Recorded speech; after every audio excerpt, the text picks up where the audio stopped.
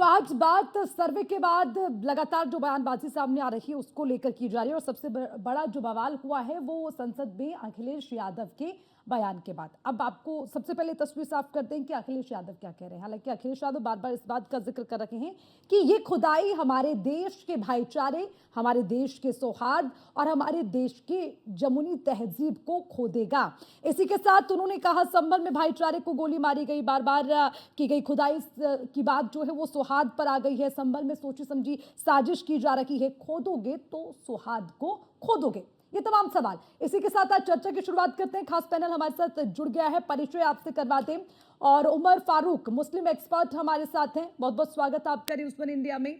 और देवेंद्र प्रमुख नेता बीजेपी के हमारे साथ जुड़ गए हैं, आपका भी स्वागत। हिमांशु कुमार प्रवक्ता कांग्रेस के हमारे साथ हैं, आपका भी स्वागत करते हैं। शौकत अली नेता समाजवादी पार्टी से है, आपका भी बहुत बहुत स्वागत। सर्वेश पाठक पॉलिटिकल एक्सपर्ट हमारे साथ हैं, आपका भी बहुत बहुत स्वागत। लेकिन सबसे पहले जो महत्वपूर्ण सवाल है वो इस बात को लेकर कि आखिर समाजवादी पार्टी बार बार खुदाई की बात कर रही है और उसके बाद सौहार्द बिगड़ेगा इसकी भी बात की जा रही है। तो शौकत अली जी, मैं आपसे ये पूछना चाहती हूँ कि आपको क्यों ये लगता है कि ये सोची समझी साजिश है और आपको क्यों लगता है कि सर्वे से सौहार्द बिगड़ेगा?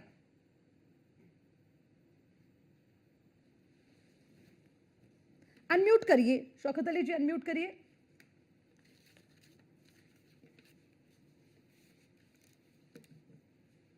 नहीं, शौकत अली जी आपकी आवाज नहीं पहुंच पा रही है।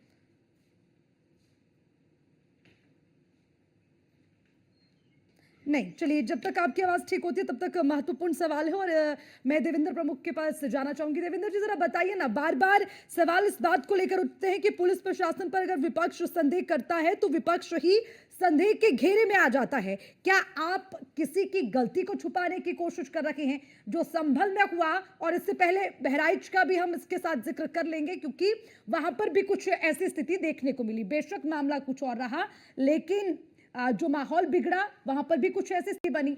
और अब जब बात संभल की आई, वहां पर भी अगर विपक्ष कहता है कि पुलिस प्रशासन की नाकामयाबी है तो उस पर आप विपक्ष को ही कटघरे में खड़ा कर देते हैं। ऐसा क्यों भाई? ये विपक्ष की आपत्ति है, जरा बताइए।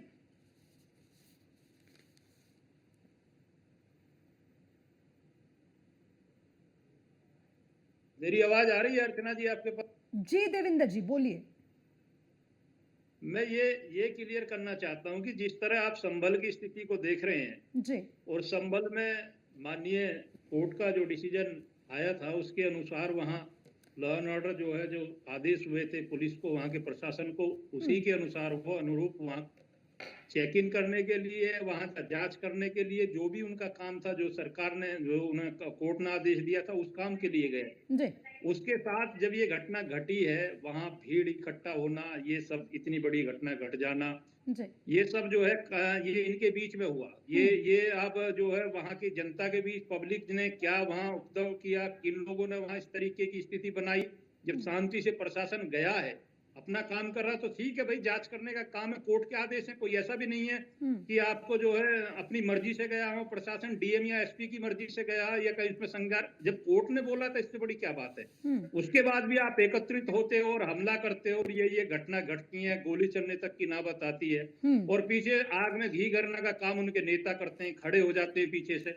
अब अखिलेश जी को या राहुल जी को कोई काम तो बच नहीं रहा। अब वो जिस तरीके की बात लेकर आते हैं, इस तरीके की जो जांच है, ये जनता का काम है भाई। अगर किसी के साथ गलत चीज हो रही है अर्चना जी, अगर आप 70 वर्षों तक इस देश के साथ गलत करते आए, देश को गलत की तरफ लेकर गए, बदलाव की जरूरत है, हम क्यों चुप बैठेंगे? हमारी सरकार अपना काम कर रही है, लोकतंत्र के अधीन और संविधान के अनुसार काम कर रही है। जनता अपने न्याय के लिए अगर कोर्ट जा रही है तो इसमें सरकार को घेरने की कौन सी बात आ गई है? आप जनता को जवाब दीजिए ना। आप जनता के बीच में आकर कहिए ना, वहां अखिलेश में हिम्मत है या राहुल में, तो एक बार आके कहिए कि हम कहते डंगे की चोट पर वो मस्जिद थी, वहां कोई हिंदू है ही नहीं किसी तरीके का, ना हिंदुओं का कोई मामला, ना सनातनियों का कोई मामला। तो आप खुलकर लड़िए ना, दोगली राजनीति क्यों करते हैं आप? जो मुस्लिम समाज को समझाने से तो गए, अब भाई जांच का विषय है तो जांच होने दीजिए प्यार से।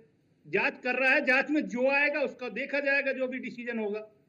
इस तरह से जो बयान देकर आप बात करते हैं कि दूसरे प्रदेशों की भी, अरुणाचल प्रदेश में आप क्या क्या देख रहे हैं, या दूसरे वहां महाराष्ट्र में क्या हो रहा है, या आपने देखा कि बांग्लादेश में क्या हुआ, और फिर हमारे ही देश में दूसरे ममता दीदी के प्रदेश में जब जलता रहा सारा बंगाल तो कोई बोलते नहीं। हेलो। आप सब सिर्फ यहाँ ही बात करते बस एक हो और एक ही बात पर टारगेट कर सरकार को घेरने खड़े करते हो। देश के विभिन्न विभिन्न कानों में देखिए, पड़ोस में भी देखिए, आप बोलिए बहुत अच्छे बोलते हैं। मैं कह रहा हूँ कि वो हिंदू भाई थे जिनके साथ बांग्लादेश में आज भी नंगा नाच खेला जा रहा है। आप लेकर ये पाकिस्तान में बहन बेटियों को उठा लिया जाता है। एक बयान तो दीजिए ना, ट्वीट तो करिए। आप आइए अल्पसंख्यक के साथ, हमें कोई दिक्कत नहीं, ईमानदारी से आइए, हम स्वागत करेंगे।